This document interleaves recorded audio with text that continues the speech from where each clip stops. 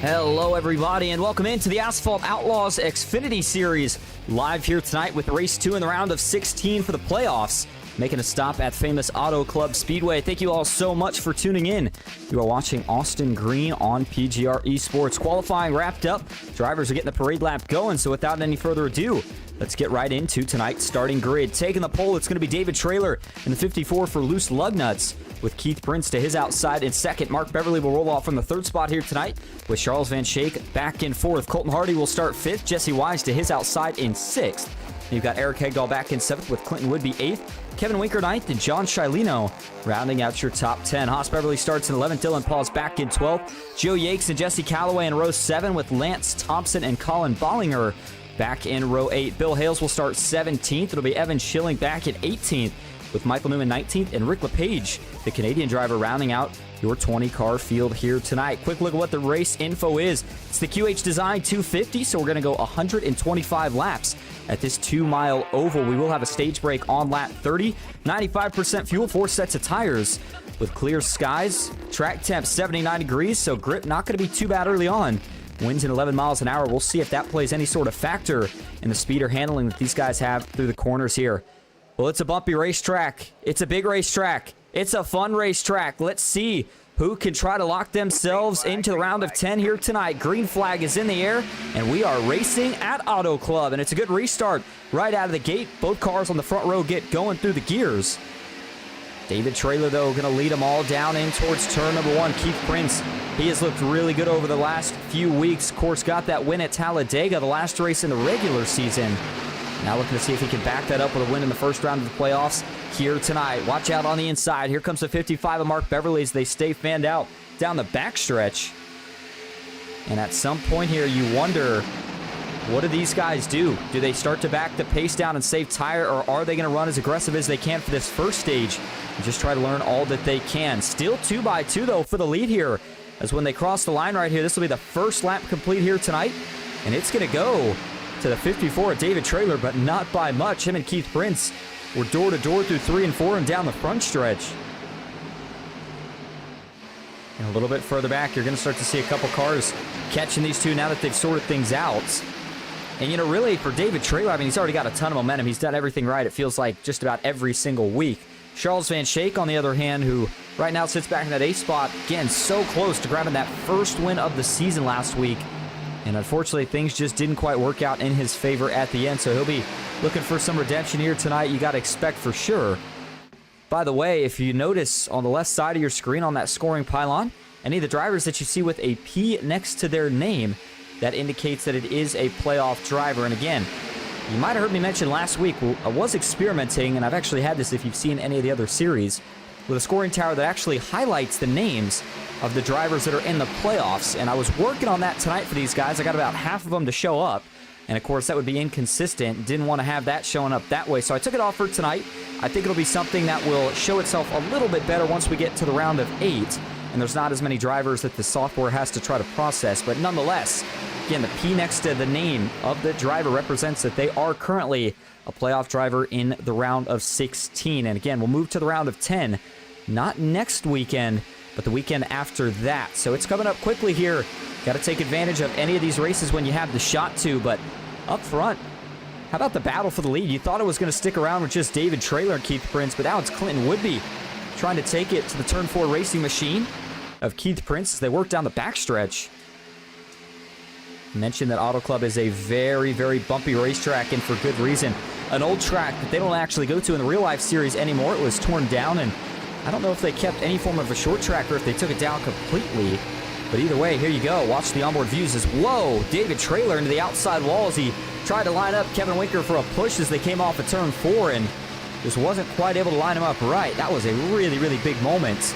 Lucky escape for Traylor, but you see all the momentum that he loses by the time that they get down towards turn number 1. The 55 of Mark Beverly rocking the high side, and watch this. The sun right in your face as you work off of turn 2, down the backstretch off into 3. But the speed still in these cars here well up into the mid-180s. In fact, they might even creep into the 190s as they get towards the end of that front straightaway. But I just think that, 30 laps here, that's a long ways to go on one set of Goodyear tires. You figure 95% fuel in terms of making it 30 laps for fuel mileage, they may be okay in that aspect of it.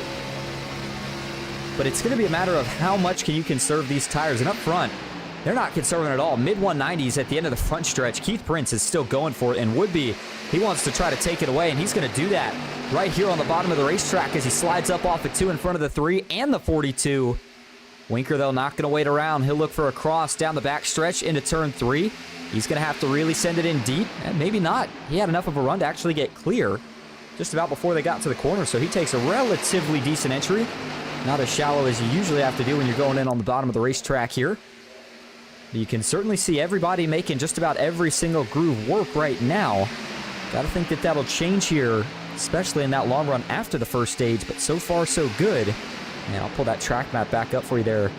Notice the whole pack pretty much still together. Again, the draft really is the great equalizer at these 2-mile tracks and greater, especially here in the early run while the Goodyear tires are still, I don't want to say they're even, but they're certainly not worn out enough to where you can see big differences in terms of technical skill and how guys can handle their race cars. This is more so as long as you can run similar speed to the guy in front of you through the corner, you're going to have a pretty easy time pulling some draft and catching back up down the straights. I'm telling you, I've had a chance to race this track and commentate it a few times. It is not easy. This is a very, very tough racetrack to drive, especially in this car. I mean, it takes so much throttle control once the tires wear out, and I'm very curious to see how that's all going to shape up. By the way, we do have a few driver cams here tonight. We'll start first with none other than the man rocking the sponsor scheme here tonight, QH Design, and Colton Hardy showing the onboard views here tonight for the 97 machine. Driver out of Petersburg, West Virginia. Great comeback run last week. It came down to a short run, and we had said throughout the race that's when he was going to have speed, and that's exactly how it turned out for Colton Hardy. Now here tonight, he's going to have to keep it consistent. Nothing's guaranteed until we get to that next round, but I think Hardy's got to be feeling relatively comfortable. Certainly took a little bit of the stress off of his shoulders after his performance last week. And then, of course, his teammate David Traylor, I think, has to still arguably be the favorite for the championship battle. David Traylor right now back in the 14th spot. That puts him down 13 positions from where he started this race at. But I still have a feeling that he's got an ace up his sleeve right now, and that he's maybe just sitting back where he is to save some fuel, maybe save some tire. And I think it'd be the saving the tire part more importantly. And then last but certainly not least, the man who unfortunately came up just a little bit short again last week, and that is Charles Van Schaik, who right now sits in the 8th spot. He's down 4 positions from where he started this race at, and he is trying to chase after the back bumper here of Mark Beverly. You notice for Mark Beverly here, new colors on board of that 55 machine here tonight. Good looking colors at that here for Mark Beverly. He's got, looks like, might be the Coca-Cola bear on the front. Mark Beverly, of course, is one of your round of 16 playoff drivers. He made it to the Championship 5 last season. Looking to see if he can return this time, come out of it with a little bit of a better result. And then, by the way, speaking of cool paint schemes, how about Eric Hegdahl in the 11? He's rocking the Red Bull colors, and I wonder if this scheme is supposed to be similar to what we're going to see Shane Van Gisbergen run in the real-life clash here on Sunday. And, of course, it won't be at this track. It'll be at Bowman Gray, but I think the idea here may be pretty similar. Either way, it's a good-looking Toyota Supra for Eric Hegdahl. Another driver who was able to find victory lane for the first time more towards the end of the season and has been riding a decent wave of momentum since. But here's the problem for Eric Hegdahl.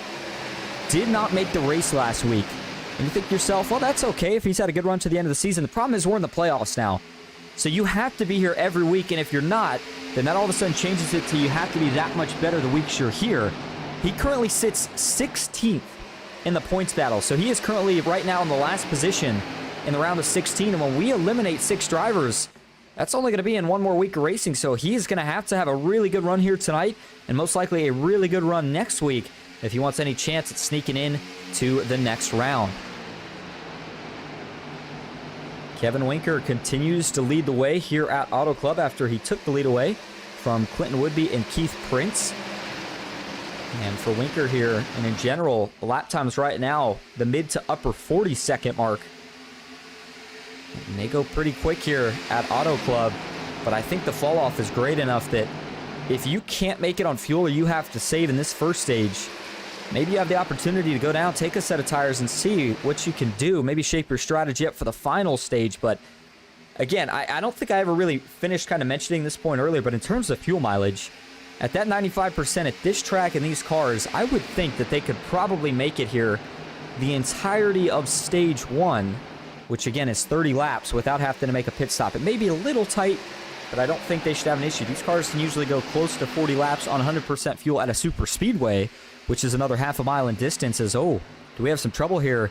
Bill Hales all of a sudden has disconnected, and it looks like it is the result of a crash for the 53 machine. Another car that we were optimistic for here tonight, and that optimism may be coming to an early end. Let's go back and see what happens here and see just how bad the damage is here for Bill Hales. Watch out, 53. He's going down the front stretch. He may have already had the incident at this point. In fact, I would almost assume he does. Yeah, that car very, very slow. He definitely had some sort of issue here. But what was it and where did it happen? Is it going to be coming off the corner right here? Watch this. No, he still had some damage by that point. You just wonder what happened to Bill Hales to get him all that damage. Was it only a couple laps ago, or did this really happen quite a while ago? We mentioned Bill a few times here tonight. That is another one of your round of 16 playoff drivers, but I mean, we're rewinding this back here pretty far at this point. I mean, this is almost 3 or 4 laps at this rate, and he still had that damage. I mean, I'm still kind of curious about how he got it, but if he doesn't get it right here, we're not going to keep going back. Well, there's your answer. It's going to be something that happens in front of him. So again, this was about a handful of laps or so ago for Bill Hales as they get into the corner. Not sure if he had an issue or if he just really misjudged the turn-in and the checkup point for Dylan Pause, but just run straight into the back of him. That's how he gets the damage that he sustains there. And then as he's coming off of turn 4, does he have one more impact and just decide to call it quits? What happens here? Let's see. He's in the gas, and cars just ripped up the track. And yeah, he gets into the wall. I wonder, did he break his suspension here? Waits for everybody to get out of the way, and yeah, he does. He's got some broken suspension components right here for sure.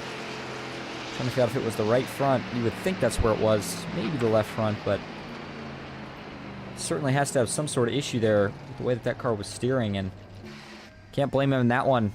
If he did have suspension damage, at least, again, we can't confirm it, but if he did, certainly can understand the frustration, but a tough end to the night for Bill Hales. Well, back up front, boy, nothing's changed. Still looks like we're at Talladega or Daytona with kind of racing, the pack racing, I should say, that we are seeing at the front of this field here. Look at the 11 of Eric Hegdahl trying to fend off Charles Van Schaik, who's taking just a little bit of a lower line. He's able to get a little clean air on the nose of that Ford Mustang, and he'll be able to pull to the inside here of Hegdahl as they work off of 4. Meanwhile, just a spot back, Colin Bollinger. He's now going to jump to the inside of Keith Prince.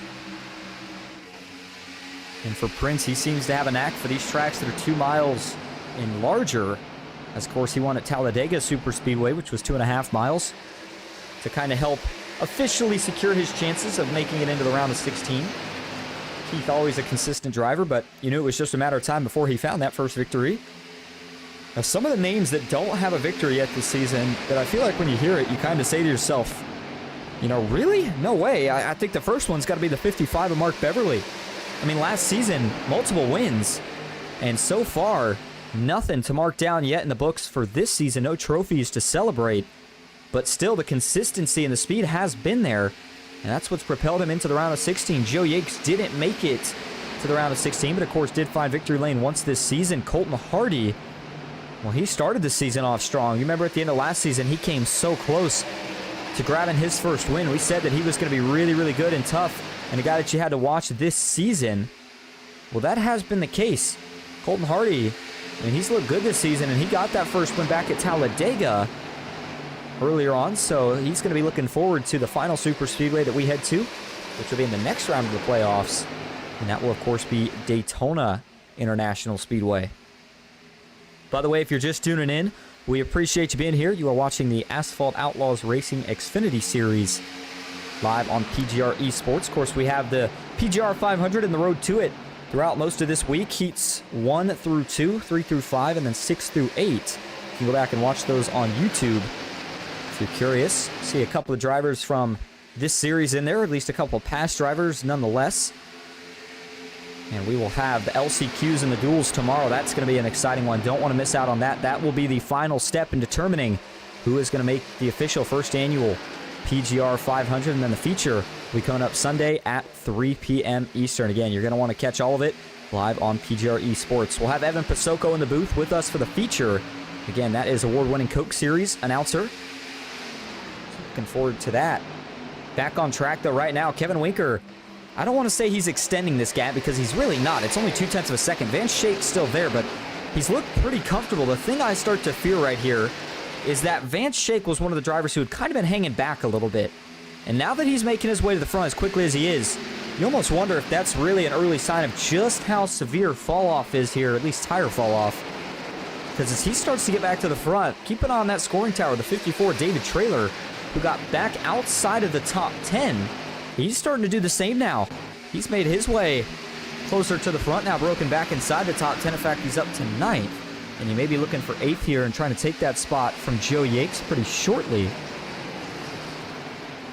So 21 of 125 laps complete in the QH Design 250 here at Auto Club Speedway. By the way, don't forget that that stage break is going to be on lap 30. As soon as they cross the line to start lap 30, we'll see the caution flag come out for the stage break, and then we'll rack them up and try it again for a run that's going to be well under 100 laps, but still a pretty long run, over double the distance that we ran here in stage number 1.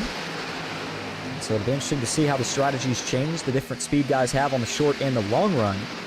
As it always seems like certain cars, even though they're all set up the same, it always seems like certain guys are much better on the short run versus others who are better on the long run.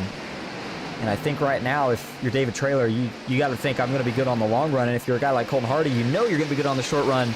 Maybe still a couple of question marks around how good you're going to be in the course of the long run.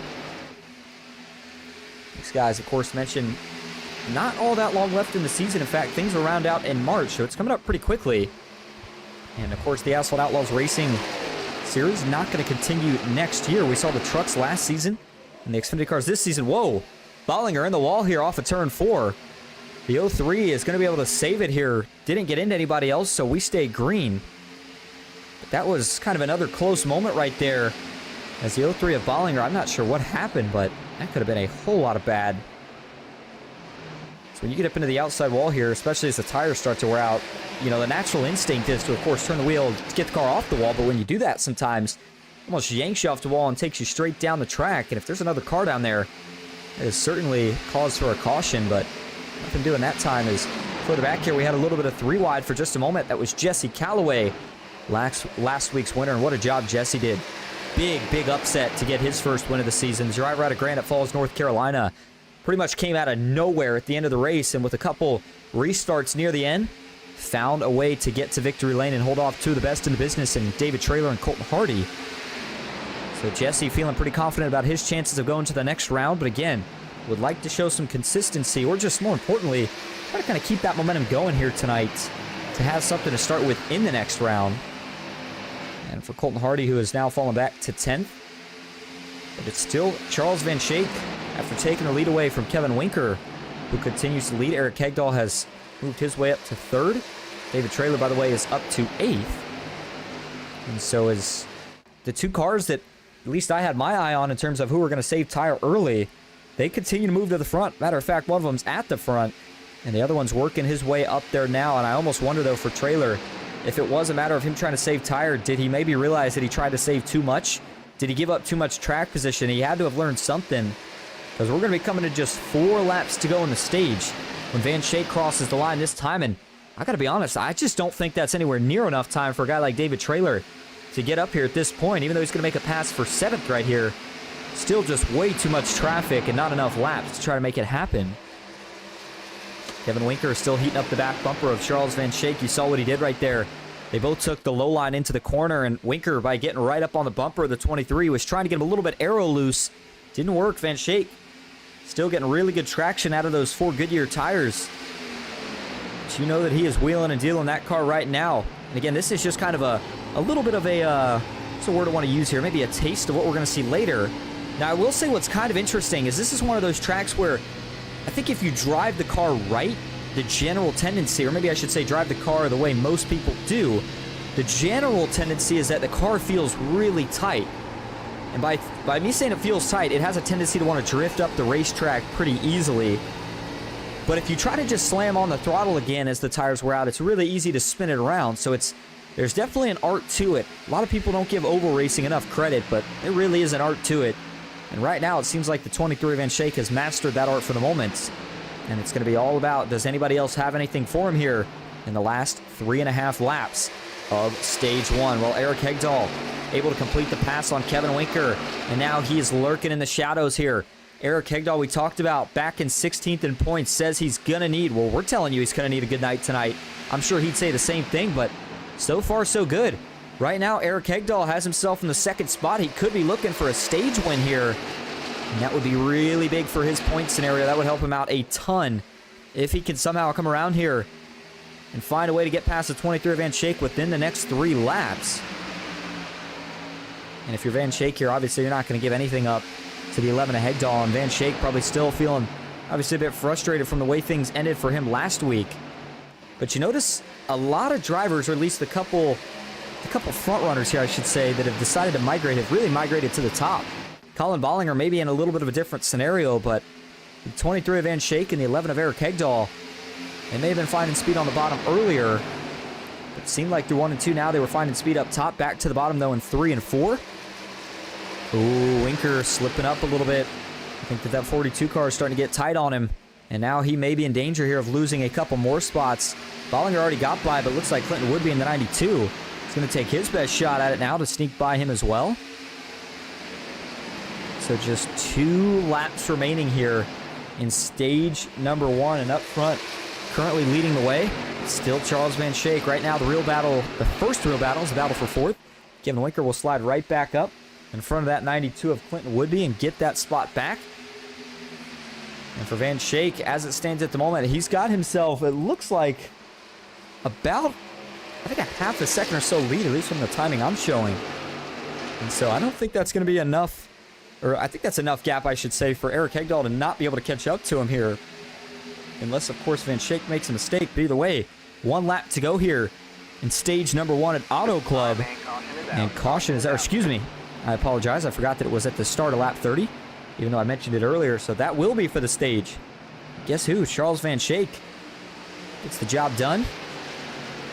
Eric Hegdahl will take 2nd in the stage, and it'll be Colin Bollinger who rounds out the podium. All right, Field's going to come around, catch the pace car, and then everybody's going to bring it in for their first full service, which is going to be 4 tires and full fuel.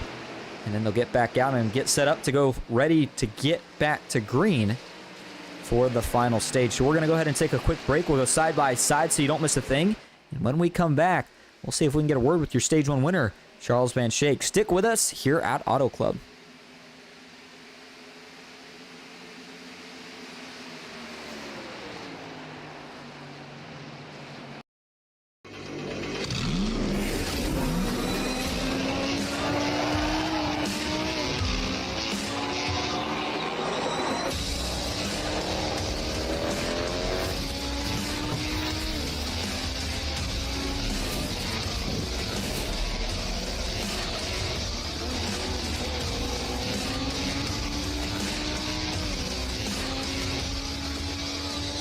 I played a couple of simulators, and this was like very responsive.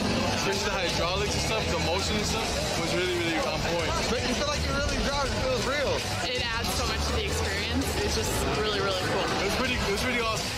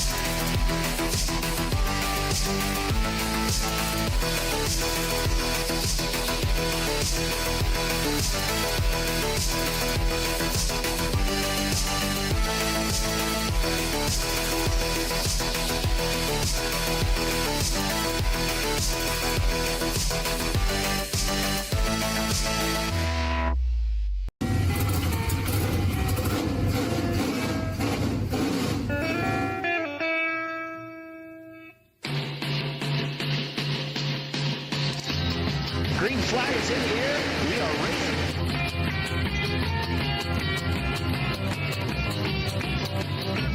3 by 3.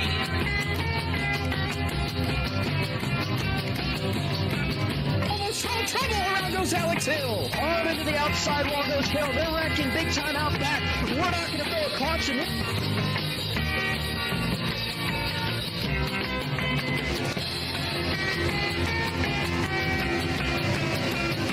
Finish. Who gets it at the line? Cody Nagels wins it in Talladega.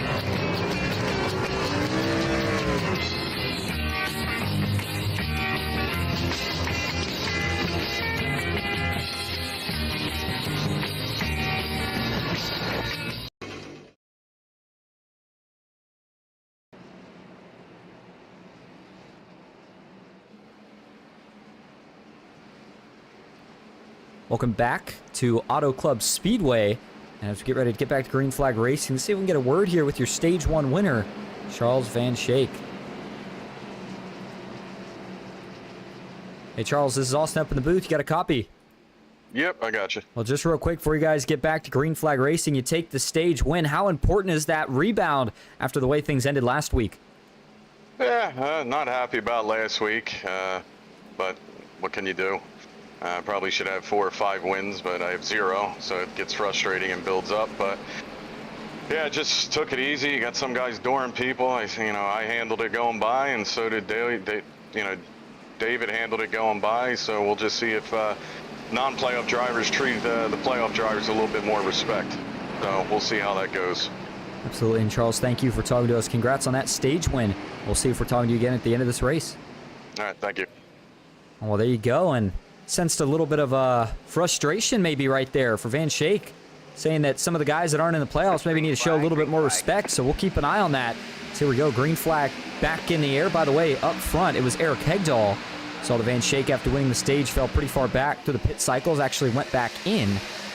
But the 11 off to a great restart for Hegdahl. He, of course, finished second in stage 1. And it's 34 of 125 laps complete as we went back green here, which, you look at the run here kind of in retrospect, that it's going to be about a 90-lap run or so from here to the finish. That's 3 times the distance that we went earlier. I mean, it's just incredible how far it is. And you figure these guys, they can each probably do at least, we know they can do at least 30 laps on field. We just saw that for the stage, but I don't know how they're going to stretch this. If they can quite make it to 45 to make it an even 1 stop, or if maybe they can only go between 30 and 40 and are going to have to make this thing a 2-stop. It'll be interesting to watch. You almost kind of wonder if that's why some of those drivers that were at the front in stage 1 topped off. Maybe they feel like they're close on fuel. And if they did that, they thought there was a chance that they may be able to do it. All right. The 11 of Hegdahl. Watch out. Move coming to the bottom. Maybe from Woodby. No. Woodby tried to get his nose a little lower, but Hegdahl's going to take the air away from him. And as Clinton Woodby will slide back up the racetrack, David Traylor, that 3rd car in line. Where's he going to go here? He's got to run, but he's not going to take it. Instead, for now, he is going to sit behind the 92 of Clinton Woodby.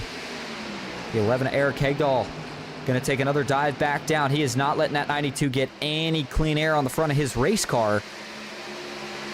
Back up the track we go. Matt Baker in the chat says broadcast the anniversary. And of course, he's referring to the PGR anniversary race, which will be tonight. Make sure you check that out. If it's broadcast, it will be just after this. Hey, Baker, I'm not sure yet. It's a late one. We'll have to see. Nonetheless, whether it's broadcasted or you just want to go race it, make sure you do go check that one out. And so 36, make it now 37 of 125 laps complete here at the 2 Mile Oval, located in California. Well, we've seen a lot of Hollywood moves so far here tonight, but I think the racing from this restart hasn't been quite what we saw on the initial start of the race. I don't know if guys are just getting better and kind of as a result figuring things out quicker. It's making passes harder to make. But nonetheless, for the 55 of Mark Beverly here, he's still moving his way forward. He's going to look to the inside here of Colin Bollinger. And remember that a lot of drivers had to save a lot of tire during that last run to be fast at the end of it. And some of those drivers included, of course, Van Schaik, Bollinger, Eric Hegdahl, David Traylor. And figure out where they're all located, because those are going to be the ones to keep an eye on. David Traylor right now, third, the last man on the podium. And man, what a move that was. Mark Beverly, did you see the way he just snuck to the outside of the racetrack? And he jumped right up top as they went into one. Got a big run, and whoa! Yakes is going to go around! Trouble, Joe Yakes goes for a slide. Is he going to save it? He does, inches before he clobbers the inside safer barrier. Joe Yakes is going to hold on. Boy, what a close call that one was for the 87 car. We got to go back and look at this one more time. Oh, my goodness. For Joe Yakes, he almost may have just been our first caution here tonight. Watch this. So Beverly, we talked about, first of all, let's back this up, actually, so I can show you this move by Beverly again going in the corner. I mean, look at this. He's just going to just flat out keep his foot in it and go to the high side on entry to the corner. And he starts picking up positions here like it's nothing. Rolls right around the 4 of Callaway and then still has some momentum as the 87 goes to slide up. Beverly's there. The 87 cuts across his left rear. That gets him turned sideways down the track. And I don't know if the blimp cam did this justice, but I'm telling you, it's not inches, but this is really, really close. Watch the 87. I mean, he is in a four-wheel drift right now, just trying to get this thing to point back straight. He knows if he locks it down, he's still going to clobber the inside wall, so he's got to try to drive out of it. That's exactly what he does. That is one heck of a save for the 87 of Joe Yakes. Watch it one more time from this point of view. Gets up 2, gets loose. Down it goes, and a little bit of drifting around. He saves it. Continues on. All right. Back live we go. 40 of 125 laps complete. Eric Hegdahl still on the point, but David Traylor's going to be battling him for that spot here off of turn 4. Traylor on the outside. Mark Beverly trying to follow. Clint Woodby, the only other car on the inside besides Eric Hegdahl right now. And if you notice there on your scoring pylon, everybody inside the top 5 right now are round of 16 playoff drivers. Eric Hegdahl, knowing that there's no stage the rest of the way, I think he's got to turn his attention here to what strategy is he going to go with to try to win this race. He's already shown that he's got a really good car with some really good speed. But David Traylor just seems to be so good at these races once we get to the longer portions and the long runs of them. And knowing that we still have just over 80 laps to go, I just think Hegdahl's best chance right now is going to be just trying to set up a strategy, because I don't think he's got the speed to just go up there and match Traylor, at least not right now. You never know, and obviously things could change. Mark Beverly, though, he wants to take that second spot. Maybe he does have something to go up there and try to contend with for Traylor. As we look at the onboard view via the roll bar here for Mark Beverly, it's the driver out of Salem, Ohio. Hegdahl going to slide right back up in front of the 55. Beverly thought was going to give him a push, but instead he'll cross him over. Mark Beverly feels like he's faster right now. 42 of 125 laps complete. So by the way, we are still about 23 laps or so from the halfway point. And once we get there, I think that'll be maybe around the time that we start to consider maybe talking about a green flag stop, although you figure we went back green with about 35 laps complete. And predicting that they can make it at least 30 would take us to about 65. If they can push 35, that goes to 70, and then 40, of course, 75, 45, which would be what you got to do to make it on one stop, would go to about lap 75, maybe a little longer. I just don't know if anybody's going to be able to quite stretch things that far. I still think there's a really, really high possibility that we're going to see this race go to a two-stopper instead of just a single for fuel and tires. Here's Jesse Callaway working to the inside of Mark Beverly off of turn 4.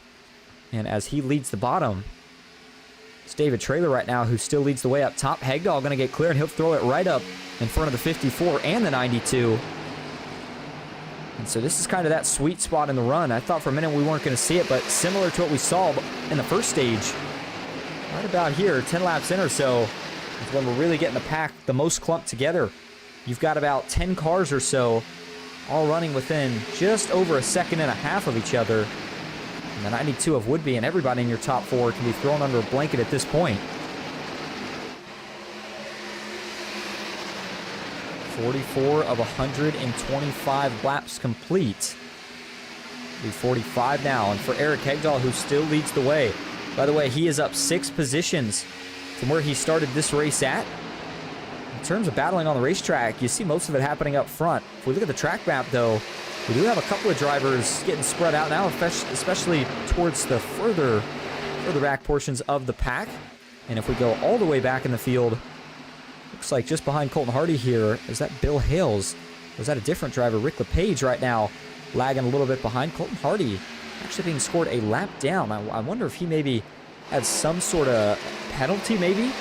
I mean, it's really my only guess. Otherwise, I just don't know how he could have fallen a lap down after having relatively decent speed there on the first run. So Colton Hardy, obviously one of the drivers who is going to need a caution, and he's going to need it desperately here if he wants any chance at getting back on the lead lap.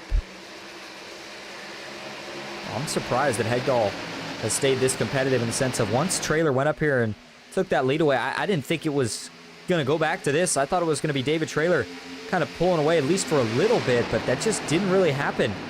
Maybe Hegdahl was saving some tire while he was at the front, or saved a little bit as Traylor was trying to make the pass, but whatever the case may be, Eric Hegdahl staying very competitive up here and keeping himself on the point. By the way, you see in the background, the sky's starting to get dimmer and the light's starting to get brighter. And that is because this race is transitioning in tonight. In fact, the sunset obviously no longer a factor for any of these drivers down the backstretch. I'll show you what that view looks like here. Just an orange backdrop at this point in the turn 3 and 4 complex, and track temp 78. But as this race is about 7:30 or so right now, another 30 minutes or so, and we'll be into just about full darkness. We'll definitely be to that point well before this race reaches its conclusion here tonight. Just as we say so, watch out, David Traylor in the 54. Back around the outside, he'll retake the point here from Eric Hegdahl. You kind of get the sense that there wasn't exactly all that much that Hegdahl could necessarily do right there. David Traylor with a big run on the outside. Tough to block that in general here in these cars, especially when you're on slightly worn out tires. And so now you wonder, can David Traylor try to pull away? Wasn't able to do it last time. Not sure if he made a self-induced mistake or if Eric Hegdahl is going to be able to somehow find a way to make another lunge at him right here. So either way, as it stands up front and leading the top 3, it's David Traylor, Eric Hegdahl, and Clinton Woodby, with Jesse Calloway chasing in a close 4th. The lap times have been interesting for a couple of these guys, but I want to compare the top 2. In fact, I want to compare the 2nd and 3rd place running cars, Hegdahl and Woodby. It's been kind of an interesting trend over the course of the last 5 laps, but overall, it's been that Hegdahl has kind of lost that gap and then re-extended it. Him and Woodby, though, are still close enough where it's not really making that big of a difference. They're still well within drafting range of each other. And, of course, Jesse Calloway trying to catch these two and see what he can do as well. They'll hit lap 50 as they cross the line this time. That'll put us at just about 10 or so laps away, maybe a little bit less from the halfway point. And I take that back, actually. That's going to put us a little bit further than that.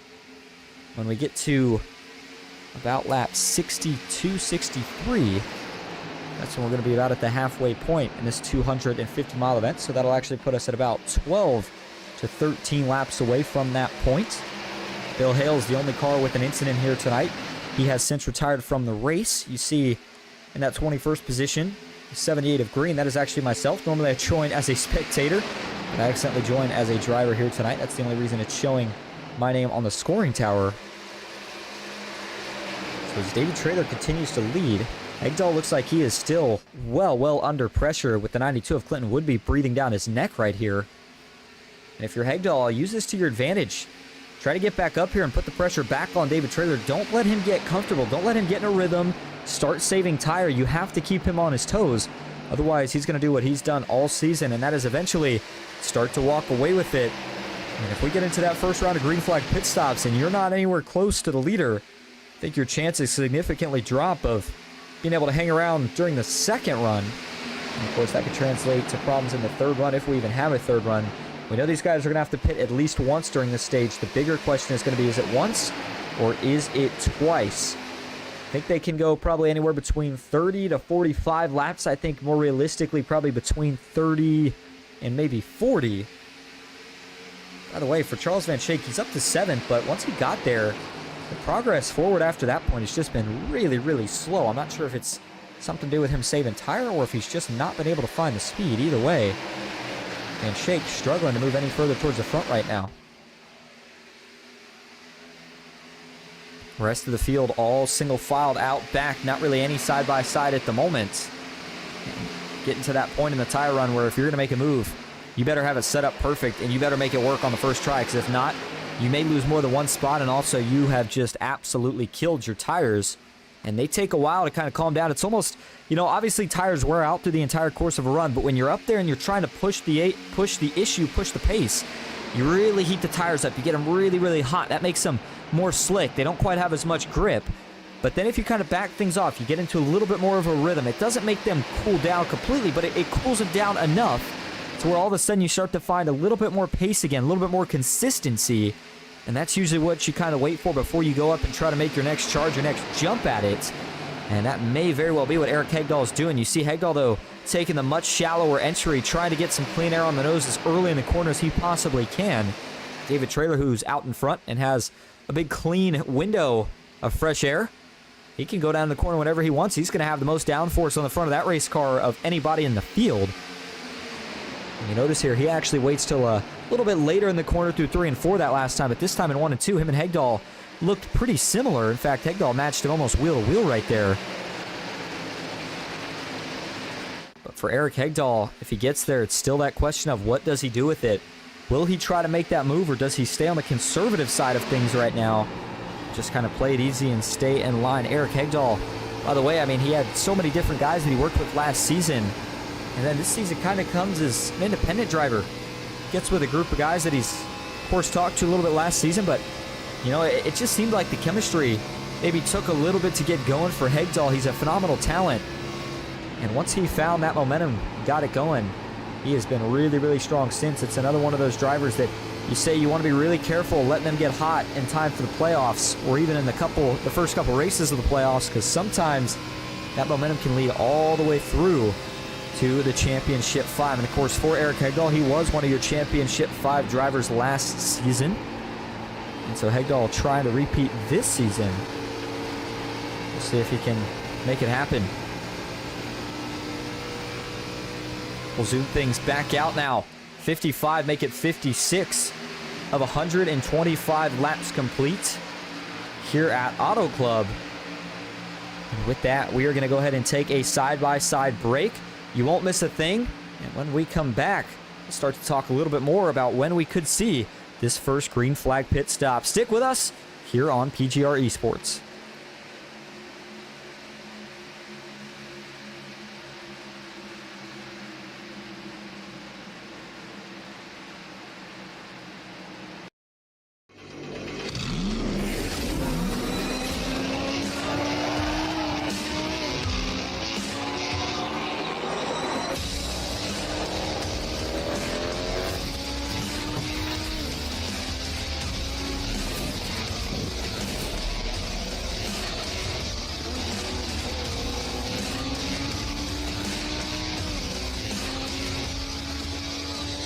I played a couple of simulators, and this was like very responsive, especially the hydraulics and stuff, the motion and stuff was really, really on point. Make you feel like you're really driving. It feels real.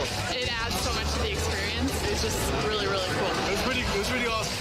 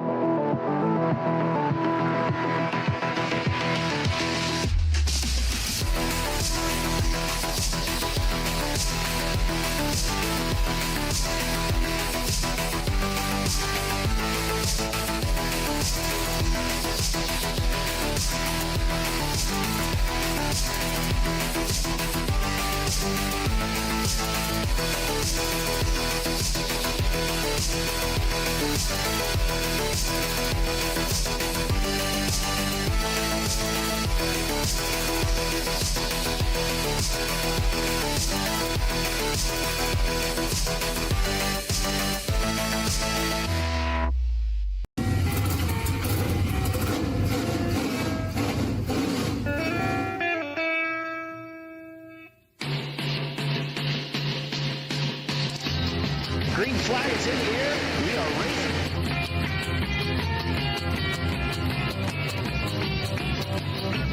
3x3.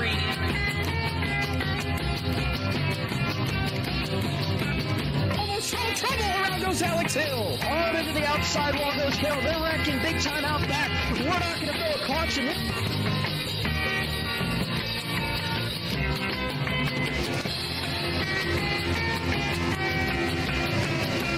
To the finish. Who gets it in the line? Cody Nagels wins it in Talladega.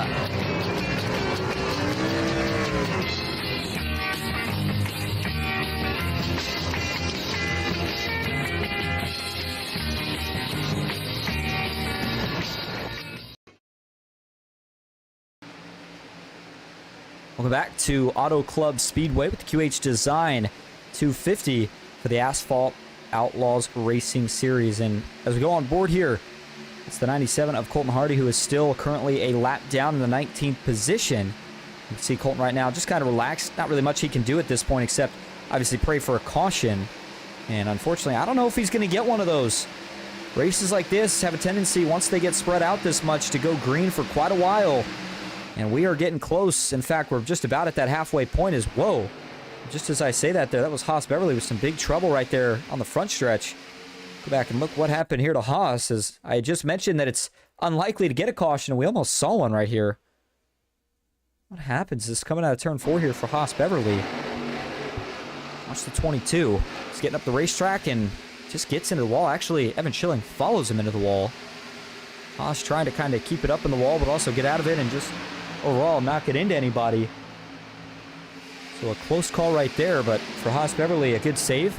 As for Evan Schilling, and we keep things clean and green. Back up front, picking up where we left off. Now 63 of 125 laps complete, so that now officially is going to push us over the halfway point in this 250-mile event. Well, if you're just tuning in, we appreciate you being here. You are watching Austin Green on PGR eSports. As look at this battle for second now all of a sudden starting to heat up. Colin Bollinger and David Traylor going at it side by side. The 92 of Clinton Woodby trying to follow that 03 down around the inside. And Woodby might actually look a lane lower. Bollinger got clear. He slid up immediately. And can the 92 of Woodby hold it down low enough to actually get to his quarter panel and pull a side draft down the front stretch? It's close, but oh man, Woodby just not quite able to get up high enough in time to pull that side draft. So instead, he will have to stay tucked in line. The 03 of Colin Bollinger, though, he has been so consistent since he joined the series. Again, we didn't see him at the start of the season. In fact, we didn't really see him until kind of arguably late in the season. And, you know, as a result of that, this is kind of the issue, is as good as he is, he's not in the playoffs. So for Bollinger, he's just out here trying to collect trophies, and you wonder if that was one of the drivers that Van Schaik was talking about, maybe being a little bit irritated about, I should say. Either way, for Van Schaik right now, who's up to 5th, he still has some work cut out for him. That progress is slow but still steady. 65 of now 125 laps complete. And tell you what, this is one of those races where, man, it just feels like it is an eternity in terms of you get in a rhythm. And once you get in a rhythm, sometimes the laps start to go by relatively quickly. But then all of a sudden, you look up and you see, wow, we're only 65 of 125 complete. You know that we've still got at least one green flag pit stop. And it starts to take a little bit of a mental toll on some of the drivers at this point in the race. But, I mean, nonetheless, 60 laps to go. That's now double the distance that we ran in Stage 1. I think pit stops have to be coming up here relatively soon. You figure we went back green with about 34 laps complete. So we're now at that 30-plus lap mark of how far they went on fuel. Now, if they can stretch it to 45, I think it's still maybe a one-stop. That'd be if they went in right around lap 80. Or excuse me, yeah, lap 80. But if they can't make it that far, then I think it's going to have to be kind of a forcible 1-2 stop. And at that point, maybe you throw some strategy into the mix. We'll have to wait and see. But either way, been a great race so far here tonight. It's just, I think that up front, Eric Hegdahl has just continuously been the pleasant surprise of the night. Every time you think that somebody's had something for him, they just haven't. He's continued to dominate, and now that the tires have finally worn out to a point where draft isn't quite as much of a factor, you notice here that for Eric Hegdahl, he separated himself from the second and third place cars by over a second now. And speaking of the schedule, I know we mentioned this a little bit earlier, that we'd talk about it later.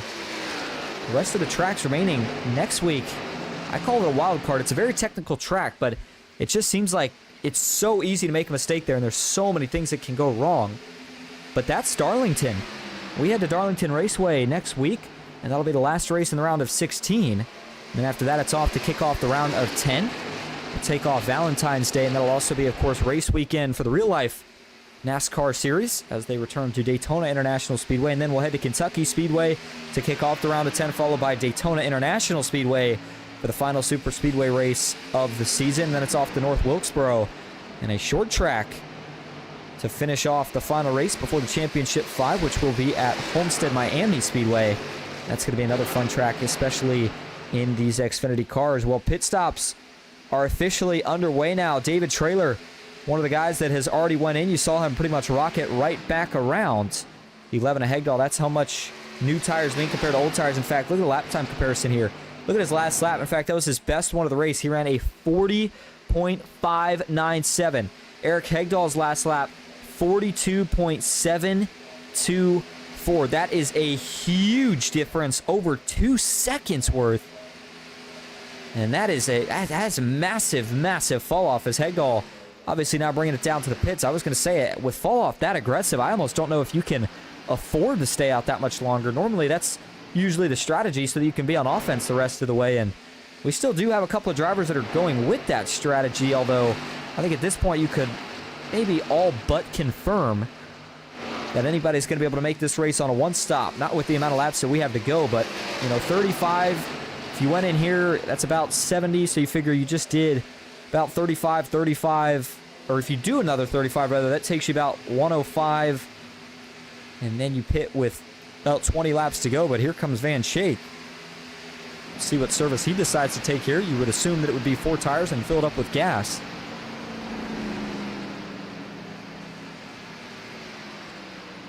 Van Schaik not with the advantage of one of those first pit stalls necessarily. He's going to have the 4th one. But you see here, it's a little tricky getting into the boxes here as the tires are as worn out as they are at this point in a run. And that does hand the lead over now, by the way, to Michael Newman in the 12 machine. Haven't had much of a chance to talk about Michael here tonight. Running the Mobil 1 Chevy Camaro, and it looks like he'll now bring it down for his first pit stop in this final stage. Michael Newman is one of your round of 16 drivers, as is Kevin Winker, who sits in second and will stay out yet again another lap. Lance Thompson, David Traylor, who is just now working into turn 3. So I don't think that Kevin Winker's pit just yet. The longer he goes, the more spots he'll lose when he comes out, but the more grip he'll have later in the run. And so I think the question here, if you're a Kevin Winker fan, is what is he trying to do here? What's the strategy call? I just don't really, again, see any way that he's going to be able to make it on fuel on a one-stop. He'd still have to stretch it another 8 laps if he even makes it this time. Just realistically don't see that happening with how early everybody else had to pit. His pace would have to be way slower than what it is right now. And for the 42 right here, he comes off turn 4. What's he going to do? And the answer is he'll stay out yet another lap. David Traylor 20 seconds back. Kevin Winker is pushing this thing as far as it'll go in terms of fuel mileage. And it'll be 73 laps complete when they cross the line next time, but 125 is what we had when we started this race. A very daunting number at a track that's 2 miles in distance. And we are already almost 75 laps of the way through it. And once we hit that point, that 50 lap to go mark, intensity will pick up a little bit more. I don't think you'll see anybody really start to get crazy desperate until we get within that final green flag stop, that final window, if you will. But up until that point, you never know what's going to happen. And of course, last week, I think obviously the biggest surprise of all was that we had one caution that changed everything, and it was at the end.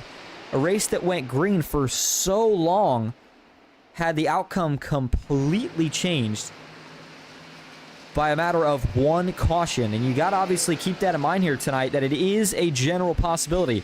Is it likely? Probably not. Is it possible? Yes, it is very possible. And I think right now for Kevin Winker, he would not mind a caution himself, sitting in that first spot up 8 from where he started. But again, Winker has got to be starting to get low on fuel here. I don't know how long he can keep doing this. Unless, you know, and I'm curious here, I'll go back and see if I can do a little bit of data searching. Unless he had already went in and we just missed it. It's certainly always a possibility, but you just wonder, oh no, he's coasting. So the answer is he is still saving fuel. Okay. All right, so that's interesting. This is really interesting, and I'll tell you why. He's got a 16-second gap on David Traylor, one of the first cars who went in. The idea here for Kevin Winker, if he can somehow stretch this to lap 80 before he runs out of fuel, maybe he doesn't even have to go all the way to lap 80, but get as close as you can to lap 80, and then if he decides to go in for fuel, maybe he even saves a little bit more on the next run. But if he goes with that strategy before David Traylor is able to catch him, this could get interesting. I didn't think there was any way that anybody could make it, but all of a sudden now, Kevin Winker's got me re-questioning my decision here. And yeah, he can hear him fully out of the throttle, all the way on the clutch through the corners. And I mean, obviously when tires are worn out this bad, for Winker, he can afford to do that. And, you know, really, he's losing time, yes, but it's not as much as what you would maybe think he's losing, because again, he would just naturally kind of have to run that slow through the corner. You can see there on the dashboard telemetry, shuts the engine off completely, no RPMs, puts the clutch in, and just lets it roll down to just under 150 before he gets back on the accelerator to rocket down these long straightaways. You can also see that we are in just about full nighttime mode now here at Auto Club. And with that, Kevin Winker here, boy, he is really, really early on getting out of the gas, shutting the engine off and letting it coast. We'll see how long he can keep doing this. In theory, he needs to try to make it this lap and then about 3 more. And then that would break it up to an even 45-45. I'm sure he'd have to save a bit on the next run as, whoa, Colton Hardy here showing signs that maybe he had some trouble. What happened here? Colton Hardy has taken it to the pits with massive damage on the front nose of his Toyota Supra, and I wonder, is he done for the night? Would have thought he would have had a fast spare. What happened here to Colton Hardy? That thing is destroyed on the front end. Whatever he hit it hard. Here we go on the backstretch, getting up to speed. Did he have a technical? Oh, he does. That's a technical issue. That's what that is. Look at the wheel just lock. He gets on the brakes, but it just doesn't matter at that point. Boy, that's a tough break for Colton Hardy. I feel like we've seen a technical issue for him once or twice here and there, and a lot of the guys that have these really nice rig setups, they're awesome, but occasionally you get some kind of bug. Whatever happened here, I'm not sure what it was, but obviously a technical issue. Watch the wheel. Get up to speed, then watch it just lock. It'll just go left and lock. Right there. Goes full left, locks.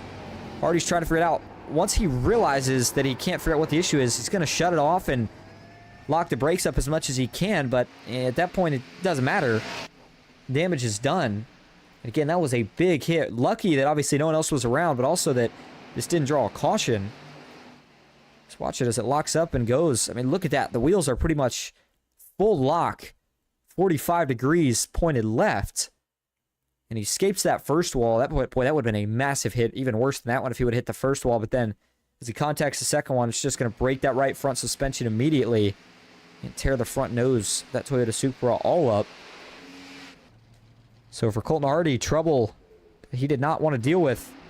And now back up front we go. Kevin Winker is going to coast into the pits here with 78 as he crosses the line. It'll be 79 laps complete. So I think that Winker is still going to go ahead and commit here to the fuel-saving strategy, although I'm not sure how well it's going to work right here. It'll be interesting to see. He's going to have to make it, looks like 46, 47 laps on this second run. That's going to be a long ways to go. We'll see if he can do it. As Odie misses box, he did. Oh, man, that's one thing that you can't have happen here for Kevin Winker. I think he finally gets it in here, so he'll take full service before he brings it back out. So for Kevin Winker, as he relinquishes the lead, it'll now go back in the hands of David Traylor. Jesse Calloway is up to second. That's up 12 spots from where he started this race. And look at this. I mean, this is an absolute mess right here, the battle for third, as Bollinger currently has it, but Clinton Woodby and Eric Hegdahl looking like they really, really want it right now. You see the 23 of Van Schaik, the 55 of Mark Beverly just behind. They're trying to make some progress up here as well now.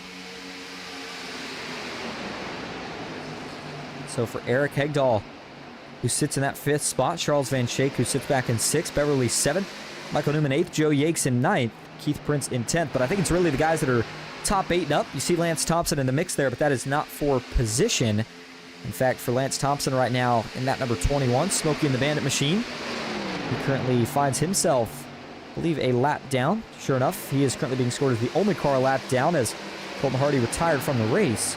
Although not really sure exactly what all went wrong for him. And so let's see if we can maybe drag him in here and see what happened. Hey, Colton, this is Austin up in the booth. You got a copy? Yes, sir, I do. Well, tough break, man. We were trying to figure out exactly what happened. I mean, it looked like some sort of obvious technical issue. But what exactly went wrong there? Save your money and never buy a Fanatec wheel. I've had so many problems with this wheel.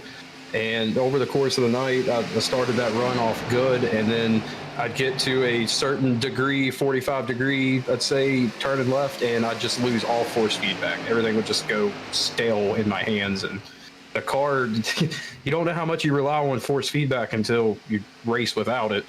And now I'm sitting here trying to fix the wheel. I came out of pit road from pitting there, and it disconnected and shot me left. So I was glad it didn't bring out a caution, because I didn't want to do that. Well, it's a tough break, and, you know, knowing that this is really going to end your chances here tonight, how does the approach and the mentality shift now going into Darlington, a race that can be so chaotic, but know that you still got to perform? Protect whatever points lead I'll have after, not points lead, but points cushion I'll have after tonight. I hurt myself staying out there on the stage break and trying to lead a lap and then not paying attention and pitting under caution, or pitting on a closed pit road, but that's the least of my worries tonight. I've got a wheel that won't work, so I got to try to figure out what the heck's going on. Well, Colton, we appreciate you talking to us. We hate to see you get the bad break, but we'll see you next week at Darlington. I appreciate it, Austin. All right, there you go. Well, a little bit of self-advertising says never buy a Fanatec. So there you go, but certainly heartbreak for Colton Hardy here tonight, who showed some potential early in this race, and that also tells you right there what the penalty was for that he received. And so pitting under a closed pit got him that either drive-through or stop-and-go penalty, or even a hold. Whatever it was, that's what cost him that lap. 84 of 125 laps now complete. And so we are just about at the 40 lap to go mark. And Eric Hegdahl, who currently sits in second, now trying to track down the leader, David Traylor. And remember, Hegdahl and Van Schaik both realistically on fresher tires. And so I'm almost kind of surprised to see them actually getting racy with each other right here. I figured these two, as long as they were similar on speed, should work together to try to catch Traylor and then get to racing. But Van Schaik feeling like he's got a good enough car that he needs to take that spot now and go up and try to chase after David Traylor by himself. And for Van Schaik, it'll work out. He'll take that second spot away from Eric Hegdahl, and now that pushes the 11 back to third, we'll have to see what can happen here with just officially 40 laps to go when they cross the line next time. All right, we're going to go ahead and take another break. We'll go side by side so you don't miss a thing. Stick with us here at Auto Club.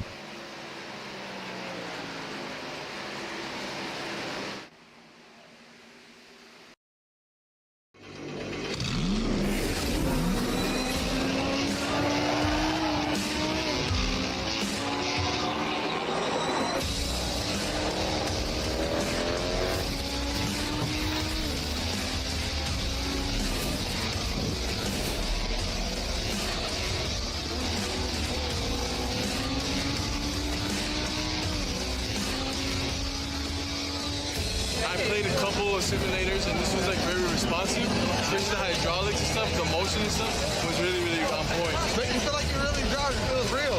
It adds so much to the experience. It's just really, really cool. It was pretty awesome.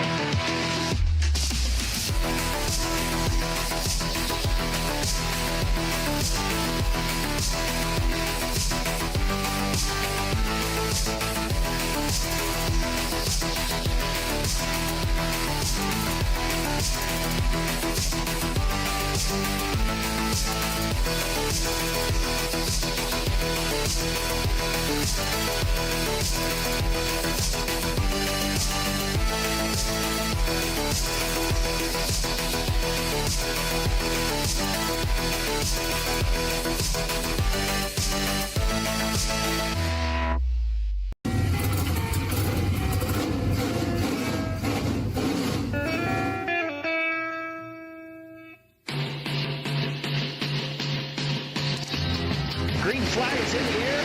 We are racing.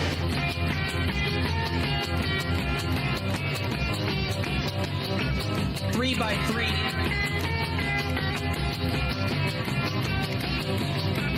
Almost no trouble. Around goes Alex Hill. On into the outside wall goes Hill. They're wrecking big time out back. We're not going to throw a caution.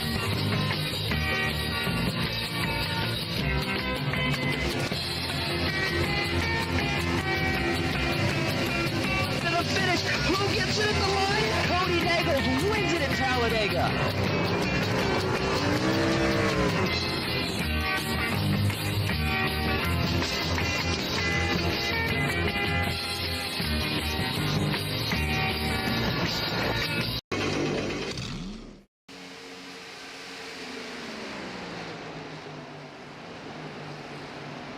All right, welcome back to Auto Club Raceway. I was taking a look here. Give me just a moment.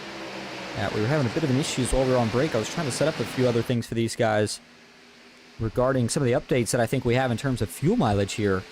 And here's what it's looking like. Again, that window should be open right about now. And the reason that I was kind of double checking that is because I don't think we've seen anybody go in yet. And I feel like that's a little bit surprising knowing that some of them went in early on the last cycle. So I kind of figured you'd see more of the same. But in fact, it looks like maybe Clinton Woodby did. We'll have to see if that is true and that holds up here. Yeah, he did. Clinton Woodby looks like decided to go in here early. So that 92, the first driver to go in on this final sequence of green flag stops. And now that turns it over to the question of when will David Traylor and the rest of these leaders go in. Van Schaik has tracked down David Traylor while we were on break. He's going to be looking to try to make a move here in probably the course of the next lap or so. If you're David Traylor right here, I think you try to hold him off as long as you can. And then as soon as he gets by, you go in for a pit stop. And I think if you're Traylor, you're only going to be able to hold him off here probably about one more lap or so before that 24 ultimately takes the spot, the 23 rather. But it looks like he's actually going to get it done right here. The 23 to the inside, down the front stretch. Charles Van Schaik looking for the lead here in the QH Design 250. And he is going to take it as they work off into turn number one. He'll slide up clear of David Traylor. And now for the 54, I think that you have got to just go into pit. Your bed's already made. You already went with the early stop, so you're not going to have as fresh of tires as a lot of these guys. But it worked out so well on that first stop that, again, I think why not? Right? Why not go in and try it again? We're going to be coming up on 30 laps to go here in just a few laps. That's the same distance as what we did in stage one. Van Schaik seemed to be the man who had it mastered down for how to run 30 laps. And keep the just the right amount of tire, but also pushing the pace just the right amount as well.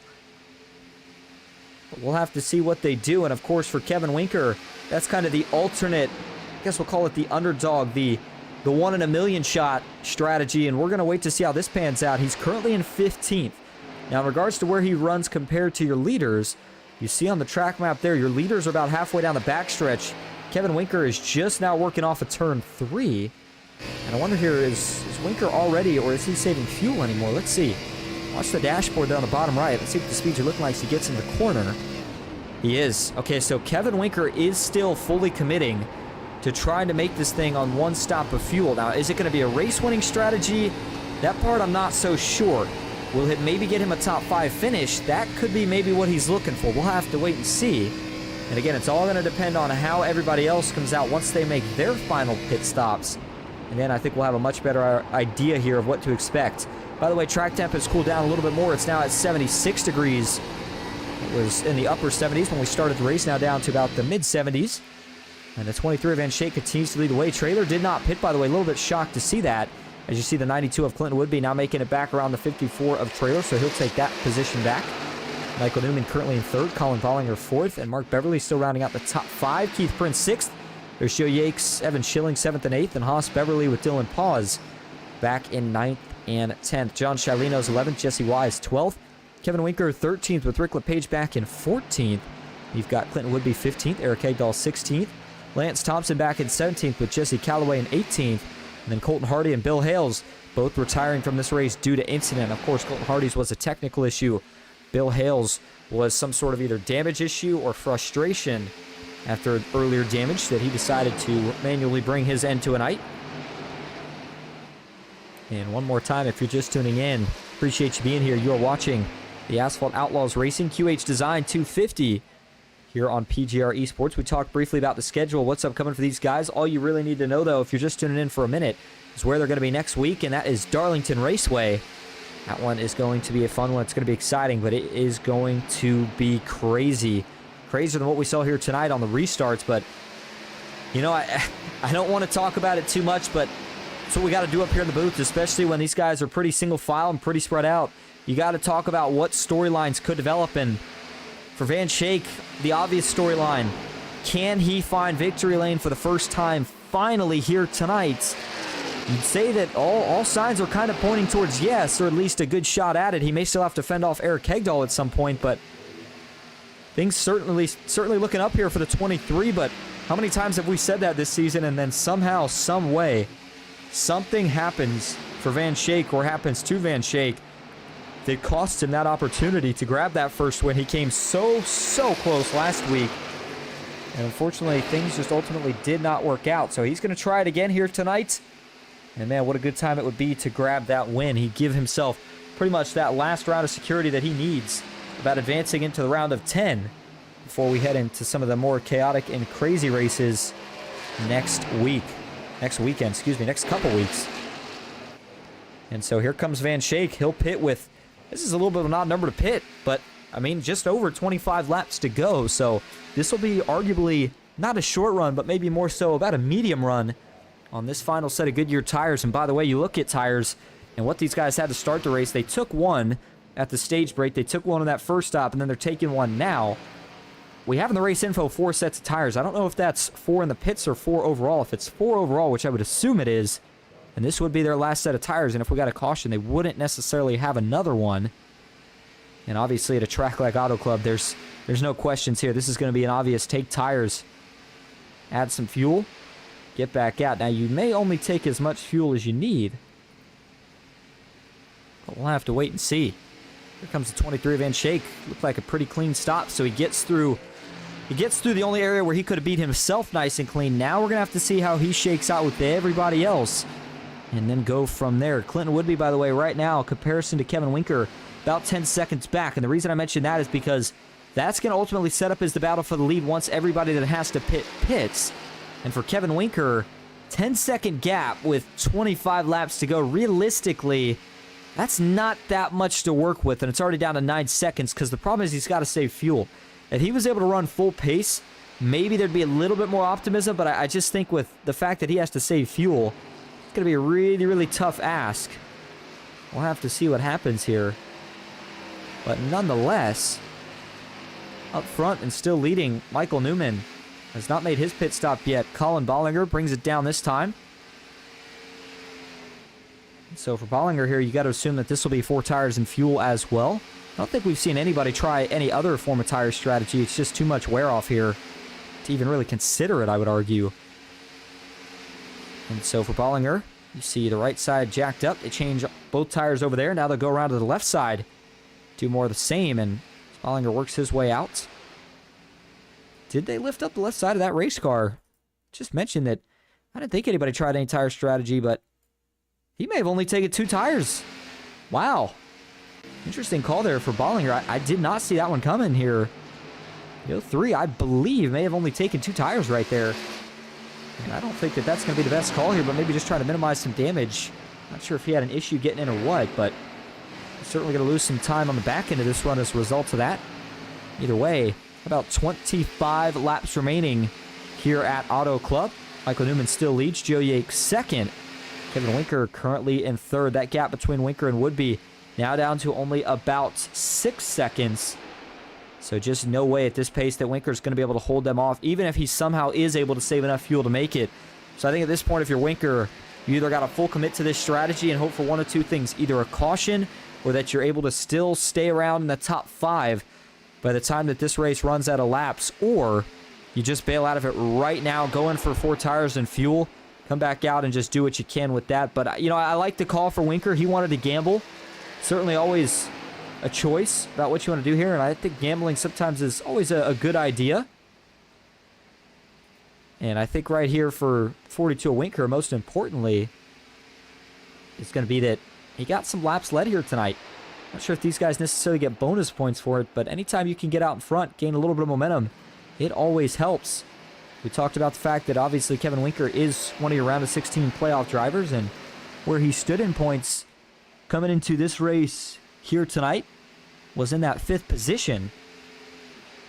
So he's looking good to advance into the round of 10, assuming nothing crazy or way out of the ordinary happens to him here over the course of the next week.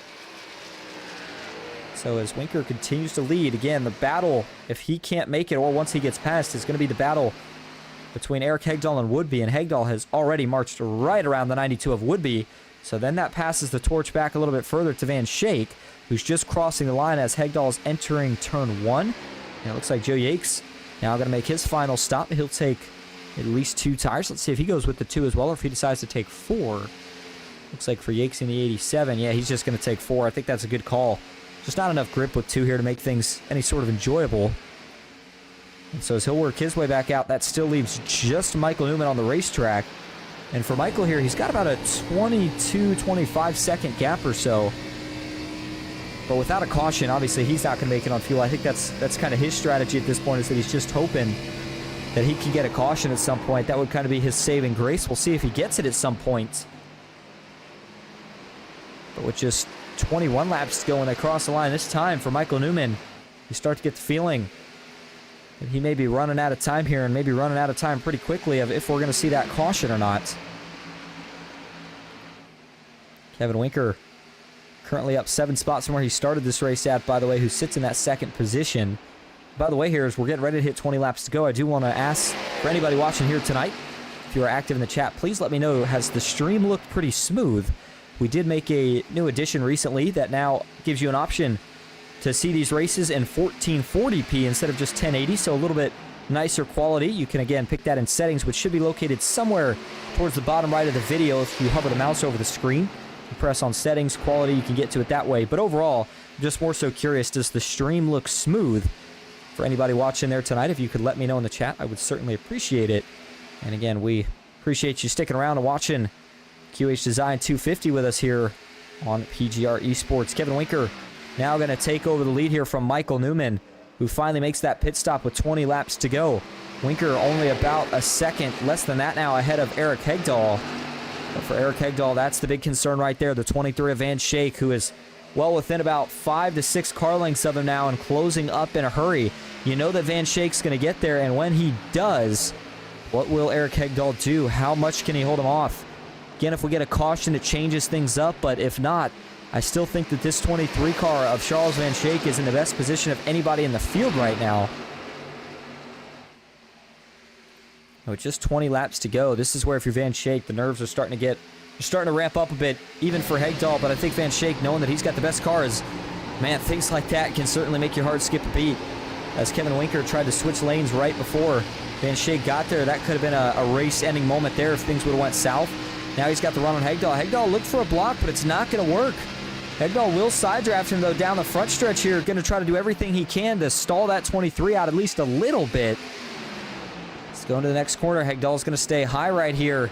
Was wondering how much he'd be able to pinch him down. Unfortunately, the answer is not much. Fortunately for Van Schaik, though, it pays off. He takes the lead. And he is now just 18 and a half laps away from scoring his first victory of the season, first victory of the playoffs, and finally a chance to break the bad luck streak. We're not going to say much else on that.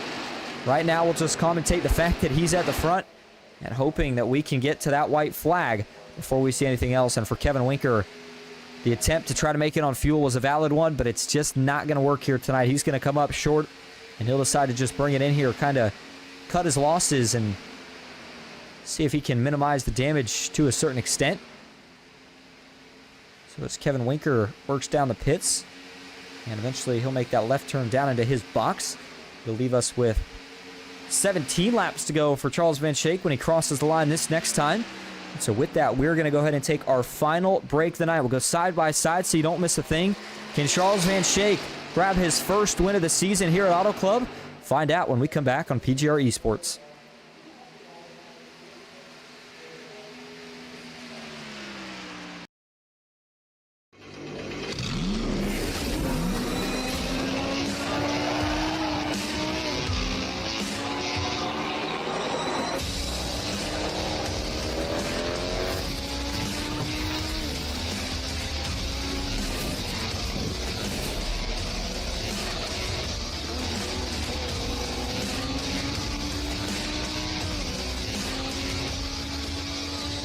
I played a couple of simulators, and this was like very responsive, especially the hydraulics and stuff, the motion and stuff was really, really on point. But you feel like you're really driving. It feels real. It adds so much to the experience. It's just really, really cool. It was pretty awesome.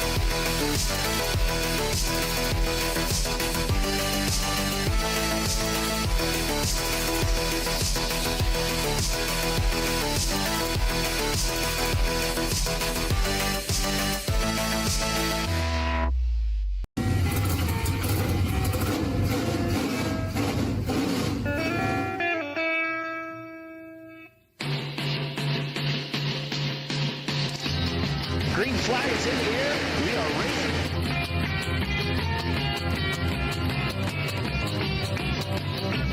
Three by three.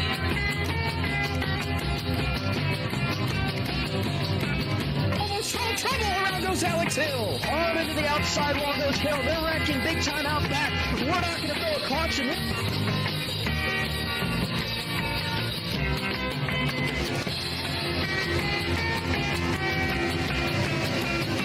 Finish. Who gets it at the line? Cody Nagels wins it in Talladega.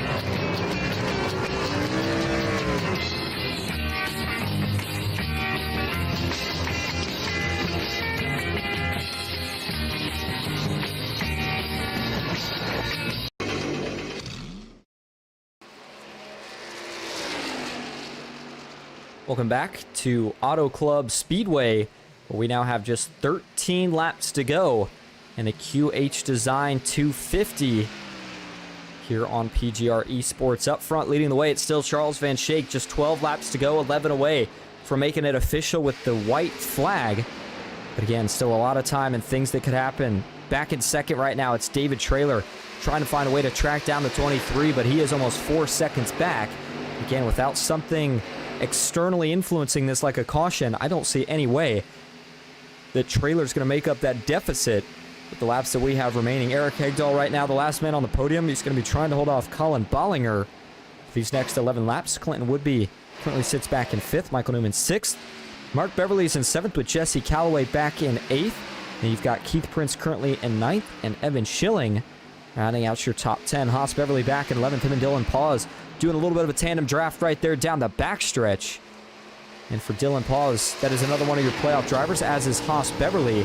We haven't had a chance to talk too much about these two here tonight, but obviously fighting for something equally as important as everybody else. But it's just, it wasn't the greatest night earlier. All of a sudden, though, that started to turn around a little bit.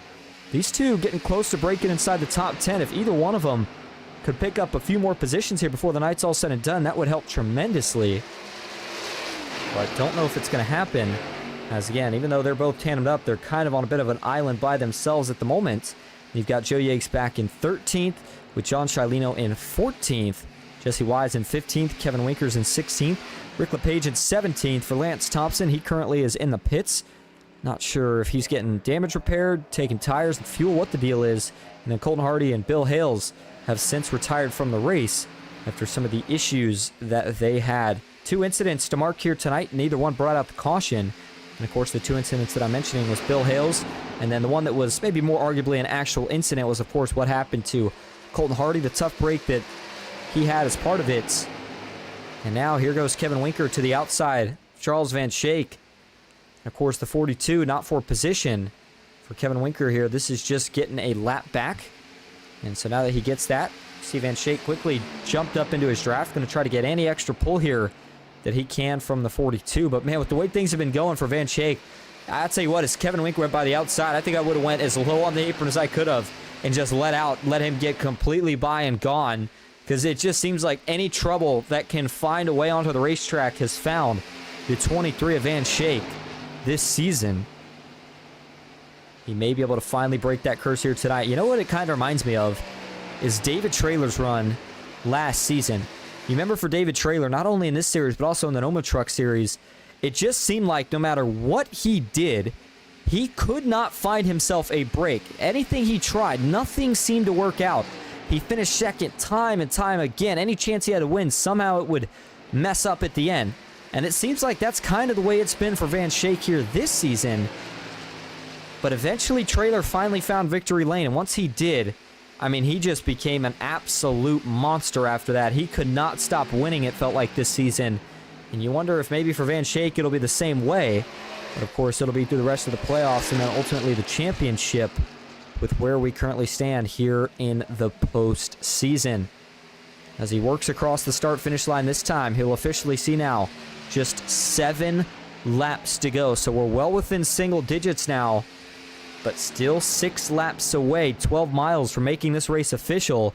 You better believe that if you're Charles Van Schaik here, he's going to run these next 6 laps as fast as he possibly can. And then once we get to the white, then you can put it back on cruise control if you so choose. David Traylor, Eric Hegdahl, and a few others all still within pretty close proximity of each other back here. As Traylor leads that group, Hegdahl is back in 3rd. Colin Bollinger has actually faded just a little bit. And Michael Newman trying to catch back up on these guys. He took the latest pit stop of them all. It seems to be paying off for Clinton Woodby, who pit the earliest. He currently sits in 6th, and he's up 2 spots from where he started this race at. All right, so it is going to be 5 laps to go for Van Schaik when he crosses the line this time. Right now working his way off of Auto Club Turn 2 onto the backstretch. Van Schaik, one of those drivers that he's just so smooth, and once he gets in a rhythm, it's hard to beat him. He won the stage earlier tonight, and now he's looking to go for the sweep. Still wrapped at the bottom of the racetrack as we are in full darkness now here at Auto Club Speedway. We started the race kind of during sunset, and the grip level has just picked up since then. Track temp got down to a low of 76 and has stayed there pretty much since then. Just 5 laps to go, 8 miles before we make the race official once we grab the white flag. And only 1 car in sight out of the windshield view of Charles Van Schaik. And that is the 42 of Kevin Winker, who had got his lap back some handful of laps or so ago. Now the driver out of Levittown, Pennsylvania, is going to be just a few laps away from potentially grabbing his first victory of the season in the Asphalt Outlaws Racing Xfinity Series, and it's something that every driver wants to get. And when you know that this is the last season of it, I feel like that's got to make it feel just a little bit more special. By the way, for Michael Newman, great recovery. I know I'd mentioned he was sitting in fourth, but I want to stress that that's a really solid run he's got going here tonight. And he may not be done. He may pick up one more spot over Hegdahl. It will be close. We'll keep an eye on that once we get the final results here tonight. As for everything else, everybody pretty spread out. I know I talked about second on back. Can still all see each other out of the windshield, but still enough room that unless there's some sort of racing somewhere that guys get into it, we should be able to keep this track pretty clean and green for the next 2 laps, because for Van Schaik, as he crosses this time, he is going to see 3 laps to go. 2 away from grabbing the white to make this official. A lot of times we talk about a driver getting to the end before we celebrate, but I think for Van Schaik, we really will celebrate if he can just make it to the white flag, because it's just been him versus getting to that point all season. So go back and look one more time at some of the other front runners. David Traylor, Eric Hegdahl still sit second and third. Here comes Michael Newman. And we'll watch this battle here for a lap or so before we turn things back up front to finish it off. Can Michael Newman find a way around the 11 of Eric Hegdahl? Newman has fresher tires. And by a relatively significant margin, Eric Hegdahl is still pulling a little bit of draft off the trailer. Look at Newman ripping the wall. He's feeling comfortable up there. He's going to use these fresh Goodyears for all they're worth. He's going to have a big run on Hegdahl right here, coming off of 4. Let's see how he uses it. There's the big run. He's got some momentum. Hegdahl's going to have to block. Where will Michael Newman go? No, he doesn't go. Michael Newman's going to stay in line. Wow, big run for the 12, and instead here, maybe he's going to push. Maybe he thinks if he pushes, maybe those 2 can get the trailer and he can try to get a 2 for 1. Now he goes back to the bottom. But man, really felt like Michael Newman was pretty key up top right there. I think that's where he should have stayed. He'll tuck back in line behind Hegdahl. He'll get another shot at it on the last lap.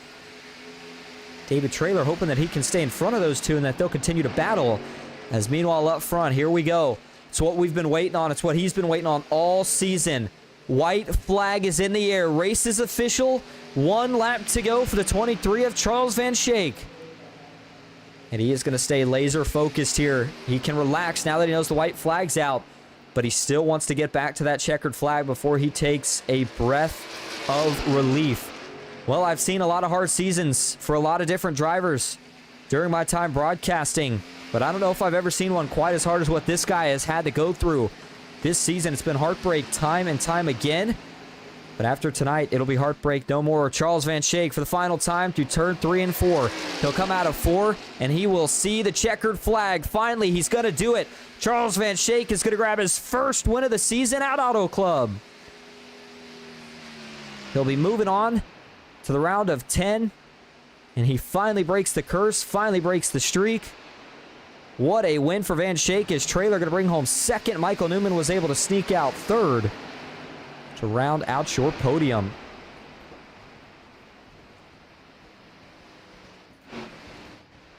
How about it for Van Schaik? I think he's got to be feeling pretty good after that one. He'll come around and celebrate. And what a race it was. 250 miles. Van Schaik takes not only the stage, but the sweep. Getting the job done in both. He's going to get a couple of bumps. These guys know how long he's been working for it. So as the official final results come in, again, Van Schaik, your race winner here, the QH Design 250. David Traylor finishes second, Michael Newman in third. It's going to be Eric Hegdahl back in fourth with Colin Bollinger back in fifth. Clinton Woodby finishes sixth with Mark Beverly seventh. Jesse Calloway in eighth. And it's going to be Evan Schilling in ninth and Keith Prince rounding out your top 10. Dylan Paz finishes back in the 11th spot. It's going to be Haas Beverly in 12th. Joe Yakes in 13th with John Shilino in 14th. Kevin Winker 15th. Jesse Wise back in 16th with Rick LePage 17th. Lance Thompson, he finishes in the 18th spot here tonight. Colton Hardy in 19th. And Bill Hales rounds out the 20-car field. All right, well, as Van Schaik continues to burn it down here on the front stretch grass, we're going to go grab him along with the other two of your top three for interviews. Stick with us. We'll be right back here at Auto Club.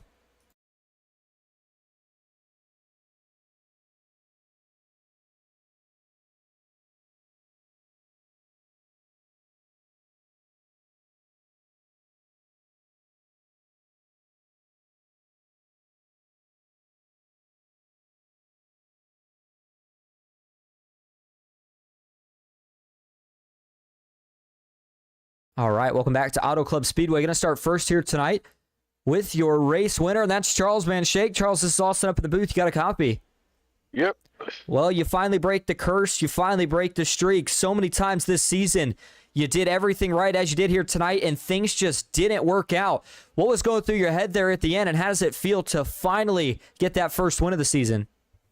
I was just waiting for the caution or something. You know, me going too hard. I was built up kind of a lead. I didn't want to lay off at all. I wanted to get, as quick to the white flag as possible, even with like 17 laps to go.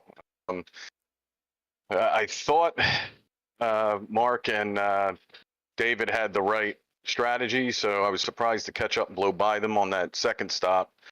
So once I knew that, I basically told myself once I saw David go in, I was going to go a lap or two after. So I think I missed one of the laps, so I went on his second lap and came out in a good spot. Ran Hagdal down each pit run, so felt confident there, and David wasn't gaining. So confidence indeed. You take the stage and you take the race win, so a dominant performance. Now that you've got that win, do you feel like you got it at a pretty crucial time? How does this help shape the momentum going forward into next week and then the round of 10? Hopefully it's a momentum builder. I mean, I was looking at the schedule the other day. I mean, I probably should have won 4 to 5 races, contended for the regular season championship. Just not in the cards there. Most of it was my doing, pit road or my car or my overlays. My sim racer didn't put gas in it. So, I'm just excited to get through, and I think I was good on points anyway, but I think the next track's Darlington, so I don't want to have to worry about that nightmare. So no point leads safe there.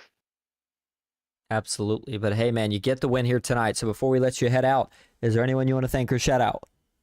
Yeah, I mean, you for doing the broadcast, Beverly's for, running the league. I know he's stepping down, but I'm sure he's still going to race. Great dude, great family. Me and Haas have our run-ins, but I'll handle that later. To the teammates at Turn 4 Racing, Evan, Rick, Keith, Bill.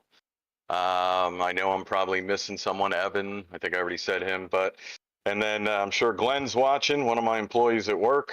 So he always says to give him a shout out. I always forget. So Glenn's probably sitting there in his Snuggie watching the race. And so my company, Goat Racing Diecast, check it out at goatracingdiecast.com. 15% off your entire order when you use promo code GOATRACING23. Just opening up customs as well. All right, sounds good. Well, Charles, thank you for talking to us. Congrats again on the win, and we will see you next week at Darlington. Thank you. All right, and now that'll set us up to go down now to your second place finisher here tonight. Another good finish, and really shouldn't be too much of a surprise for the 54 machine, and that is none other than David Traylor. David, this is Austin up in the booth. You got a copy? Hey, gotcha, Austin. Well, you bring home second here tonight, and man, there was a couple points in the race there where it looked like you may have had the best car, but overall, I don't know if it came down to strategy or what. What did you feel like was the difference here tonight? Yeah, I just didn't have the long run speed that I needed. Obviously, Charles only pitted 1 lap after me on that last run, and kind of ran away with it. A couple laps there where I just got in dirty traffic, dirty air, really killed the right front. Definitely didn't have the speed to win. Had a fast car, but just didn't have a little bit extra to win the race. Well, maybe not, but again, 2 great runs here in the 2 first races of the playoffs. You keep the momentum rolling, and I mean, at this point, how high is the confidence going forward into the next couple weeks? Feels pretty good. I like pretty much all of the tracks in the playoffs, I believe, with the exception of Daytona next round. But I like Darlington next week, so hopefully I can carry this momentum. A third, a second, so maybe I could get a first. Either way, 2 podiums to start the playoffs always feels good. But yeah, we'll see. Good momentum. I think we're pretty much locked in on points for the next round, but I'm gonna go out there and give it a shot anyway. Sounds like a plan. Well, hey David, before we let you head out here tonight, is there anyone you want to thank or shout out? Yeah, thanks to the sponsor on board this season, QH Design. If you have any marketing needs or community needs, t-shirts, hats, vinyl, signs, reach out to Colton and the guys over at QH Design. Thanks to my teammates. Colton unfortunately had a little bit of technical error, had his wheel disconnect on him. And then the rest of the guys had an okay run. Joe, and then Jesse and Jesse. Thanks to you over at PGR. I love going back and watching the broadcast, kind of seeing how I did from a different angle. So we really appreciate that. Thanks for Mark putting this league on. I know it's not easy to do by yourself, but he makes it work anyway. And then thanks to my dad watching at home and my fiance for letting me do this. And again, David, thank you for talking to us. Congrats on the second place finish. And we'll see you next week at Darlington. Yes, sir. Thank you, Austin. All right. And just before we get to your third place finisher here, Michael Newman, go ahead and set up a few things. And Michael Newman, I feel like we haven't had a chance to talk to this guy in a while, and it's surprising because, again, the runs have been there. And tonight, he finally puts it all together, and it pays off with a third place finish. Michael Newman, Michael, this is Austin up in the booth. You got a copy? Yes, sir. Well, you bring home a podium finish here tonight, and look like if we may have had another 10 laps, you may have had some more to try to go up there and take second. Tell us kind of what was going through your head, how you decided on the strategy, and where you're able to find so much speed there towards the end. Yeah, I mean, beginning of the race, I didn't get much time for practice, so I decided not to qualify. And first stage, just kind of laid him back, got a feel for the car. First stint there, just decided, thought maybe somebody would try to stretch it. So just wanted to stretch it as far as I could and kind of see how that went. Second run there, once I noticed that it put me from, I think, 6th before a green flag pit stop started the first run to the second run, I was around 2nd or 3rd when green flag pit stop started. So once I noticed that, just made the decision, it took me maybe 12 laps to catch the field after the first run, which with fresh tires. So I figured as long as I pit with 20 laps to go or so, I should be able to have some kind of a shot at a top 5. Definitely didn't think for a little bit there that I'd be able to get a top 3. So I'm definitely happy about that and really needed a finish like this with Darlington next week. Absolutely, a good finish indeed. Well, I'll tell you what, Michael, before we let you head out here tonight to cap off a good run, is there anyone you want to thank or shout out? Yeah, I want to thank Mark for putting the league on for a couple seasons now. I know he's stepping down next season, but thankfully Colton and some others will be taking over. QH Designs for sponsoring this race. Can't forget all the other Beverleys. I think Tyler still has some input for the league, and then I know Haas does too. You, Austin, for putting on the broadcast for us, and then Muehlberger Custom Homes and Winnipeg Diecast as well for sponsoring us. And thank you again for talking to us. Michael, congrats on the third place finish, and we will see you next week at Darlington. All right, see you next week.